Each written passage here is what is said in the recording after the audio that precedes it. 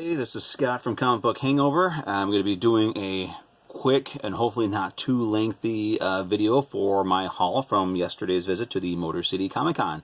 We're going to start off with the trades that I got. These trades were basically all for $5 each. Then I'll move on to my regular haul, and then whatever's left. I got a couple of prints, some signatures, and a magazine. So we'll get through everything as quickly as we can, so I don't want to take up too much of your time.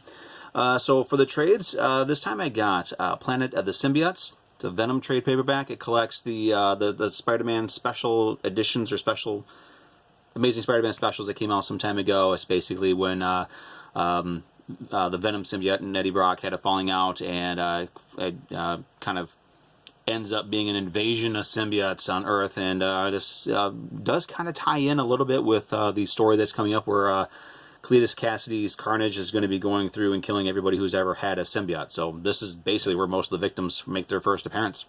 Next up is going to be Quasar, Cosmos in Collision. I grabbed this because, well, it was $5. Why not? The fine folks at Gem City Comics had this on their stand, so I grabbed it. It's a nice thick book, as you can see. Nice. And I think I have a couple of issues of the Cosmos and Collision individual issues. Not too crazy about the cover. I know it's a Todd McFarlane cover, but sometimes he misses, and this is one of those times in my opinion. But the art inside of it is a lot of fun, so grab that one. The rare find of a Fables trade paperback at a show for me, anyway. This is the final volume, volume 9 of Jack of Fables. I'm a huge Fables fan. It was a book that I just picked up, #1, because I liked the cover of the first issue and wound up sticking through it from beginning to end. Got all the spin-offs, all the tie-ins, all of that nonsense. And I'd really like to go through it again. But considering there's, over 200 books altogether in the entire Fables collection, I think getting the trades would be a much easier way of going through and rereading them. So this is a small start. Then we found Uncanny X-Men Iron Man Nova No End in Sight trade paperback. Now, anybody who knows me knows that I'm not much of a fan of the Uncanny X-Men. I'm rather indifferent towards Iron Man, and Kid Nova just annoys me to no end. So the question then becomes, why in the heck did I get this trade paperback? Well, right inside the cover is the answer. Despite not liking or being indifferent towards those characters, I am a huge Death's Head fan, and I will get any book that he shows up in, regardless of how bad the book is. Sometimes I do have to draw the line on how bad he's drawn. Sort of, for example, the Infinity whatever Marvel just did with Darkhawk. I grabbed the first issue variant cover because it was Ron Lim. He did a pretty decent, mostly okay, mostly correct version of Death's Head, but the inside, the way he was drawn inside was horrible, so I dropped it. But I'm looking forward to reading that. And finally, hardcover, Thanos, the Infinity Conflict. I don't have the first part of this, which is the Infinity siblings. So I can't read this yet, but I figured for $5 I can't pass this up. So, and it was still actually in the plastic. I took the plastic off because it does me no good if I'm planning on reading it. So let's move on to the books. Oh, yeah, before we hit the books, I also grabbed this one here, Avengers, the Infinity Gauntlet trade paperback. I recently reread the individual books of this. Such a great series. I think I talked about it in another video as well. It's sort of a lighthearted retelling of the Infinity Gauntlet with a much smaller cast, much more compact story. It's just a lot of fun. So I grabbed that as well. Now for the books. Most of these books, there's a lot of them that I picked up because I like the cover. There's some of them because I like the characters. We'll get into it as we go along. So we've got, hey, look, here's my reflection. 2099 AD Genesis. I like the 2099 books, and I don't actually have this one, so I figured, what the heck? Let's just grab it. It was only 50 cents. Then we have Guardians of the Galaxy, #12. Guardians 19. Guardians 27. These ones I picked up because I kind of want to get some more Guardians of the Galaxy books, some of the originals. I don't have a whole lot of them.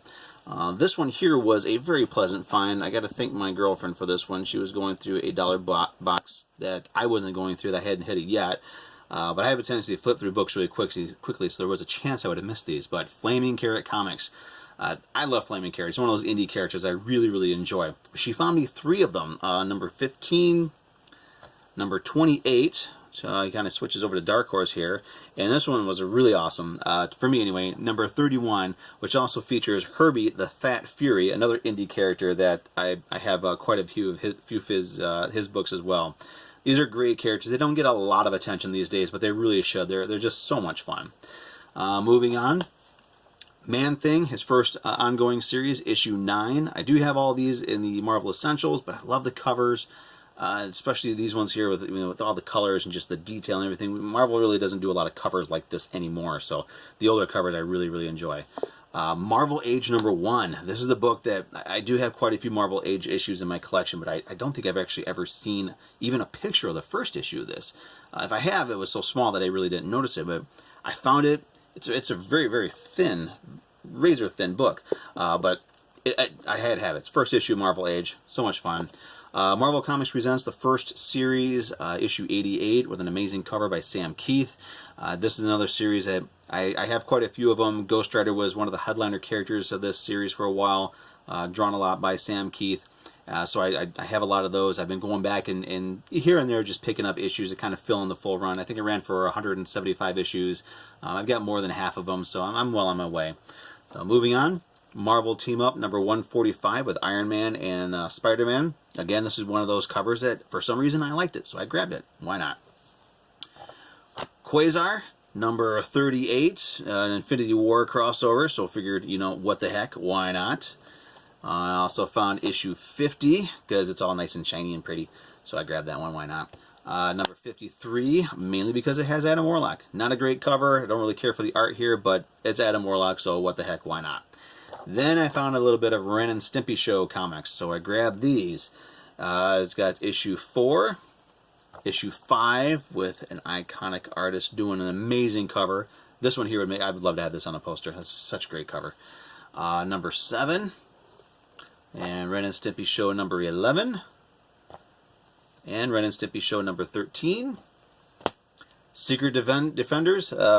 The series ran for 25 issues. I don't even have half of them, but I figured, what the heck, this would be another fun one to try to get all of, just because it's got a really interesting selection of characters in it. So this one here, it was headed by Doctor Strange. It's got Wolverine, Darkhawk, Spider-Woman, and Nomad, because Nomad is a top-notch character. So I got number 3. Here's number 4, where they add Sleepwalker to the mix. Now, Sleepwalker is one of my favorite characters from the 90s, him and Darkhawk. Despite what all the haters say, Darkhawk is an amazing character, and Sleepwalker deserves more attention as well. These next two are Silver Surfer books from his, 80s, 90s run.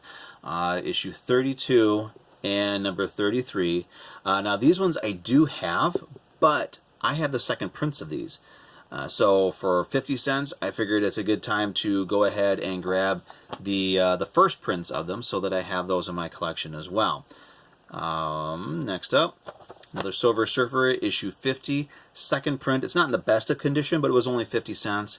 I have the first print, a couple of copies of the first print, and I have the third print. It was time to get the second print, and I was lucky to find it. Peter Parker, well, I put it under Spectacular Spider-Man number 153. Again, another one I bought because I like the cover. Not a fan of the artist, but I do like the cover. I'll appreciate good art when I see it. Then we've got Thor. Now, this is something that's happened to be the last couple of shows that I've gone to. For some reason, I go in looking for specific books, and then I wind up buying a bunch of books that aren't even on my list, that I really don't have an interest in, but I like the covers, and I end up focusing on one specific character and getting a bunch of books for that character. This time around, apparently it was Thor's turn, so the next quite a few of them are going to be Thor comics. Go figure. So we've got Thor number 131, just again because I like the cover. Number 378, sweet cover. 388, it's got the Celestials on it, so yeah, why not? Here's number 404, It Lurks Below, and clearly, I mean, anybody who knows that's going to be Annihilus, because, Annihilus is a pretty sweet character, too. Issue 440, and now the Thor Core. That was a great idea, so that's got Beta Ray Bill, so that's what drew my attention to it. And then we've got 445, part of the Operation Galactic Storm crossover series. I used to have all of these, but for one reason or another, I got rid of them all. So kind of half-heartedly trying to get them back. It's not really a priority though. But then I grabbed this one here, number 446. It's part 14 of Operation Galactic Storm. And then we got issue 457. I told you I found a bunch of Thor books that I like the covers of. So here's 457 rather. And then 448. And also in the category of books that I bought because I like the covers, Uncanny X-Men number 257. I don't know what it is about the cover that I like, but I like the cover, so I just got to deal with it. Then we got Wolverine number 75, complete with the hologram cover. If I can get it to look hologrammy right there. There you go. There you go. There's a good shot of it. There was quite a few of these that they did the hologram cover for. And finally, for the books that I grabbed this year, Wolverine number 138. This cover also, Galactus versus Wolverine. I had to have it. That's Galactus versus Wolverine. So those are the books I picked up. Here's a few of the other things that I grabbed. Now, if you've seen some of my other videos, you know that at the end of talking about my new books for the week, I like to show them hanging up on my wall. And a lot of times you'll see the prints that I have. I've got quite a, not a massive collection, but a growing collection of prints. Every time I go to a show, I like to grab one or two of them.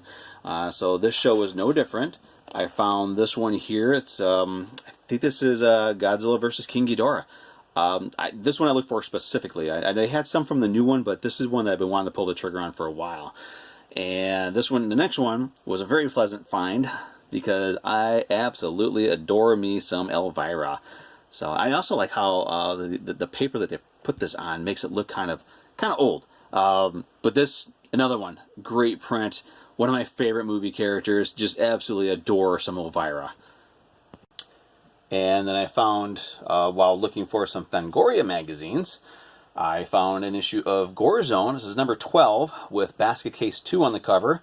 And yeah, it's a magazine that I used to collect back in the day. I love how each the logo up here, each issue I believe had something different in here. This one says the magazine that oozes.